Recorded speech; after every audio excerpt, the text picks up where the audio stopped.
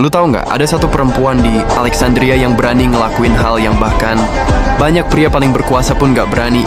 Berpikir bebas, di zaman ketika berpikir bisa bikin lo dibunuh. Namanya Hypatia dari Alexandria.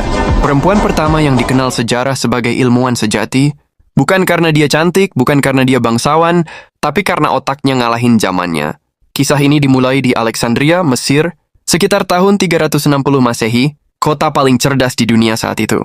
Bayangin, di satu kota, ada perpustakaan terbesar yang pernah dibangun umat manusia, Library of Alexandria. Ratusan ribu gulungan naskah dari Yunani, Mesir, Persia, India, semuanya disimpan di sana. Disinilah lahir filsafat, matematika, astronomi, semua ide yang nanti jadi fondasi dunia modern. Dan di tengah kota yang jadi pusat ilmu itu, lahirlah seorang bayi perempuan bernama Hypatia. Ayahnya, Theon dari Alexandria, seorang matematikawan dan astronom, adalah salah satu ilmuwan terakhir yang masih aktif di perpustakaan itu. Theon beda dari ayah lain. Dia nggak ngelihat anaknya cuma sebagai perempuan yang harus menikah, tapi sebagai otak yang bisa diasah. Dari kecil Hypatia udah belajar matematika, logika, astronomi, filsafat, bahkan olahraga, biar tubuh dan pikirannya seimbang.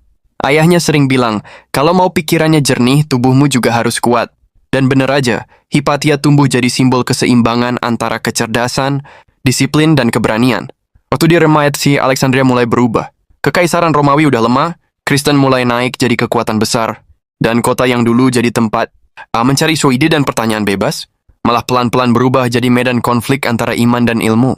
Tapi Hypatia nggak peduli. Dia terus belajar, terus ngajarin orang. Dia ngajar di Museum of Alexandria, semacam universitas kuno. Murid-muridnya datang dari Roma, Athena, Suria, semuanya pengen denger dia ngomong.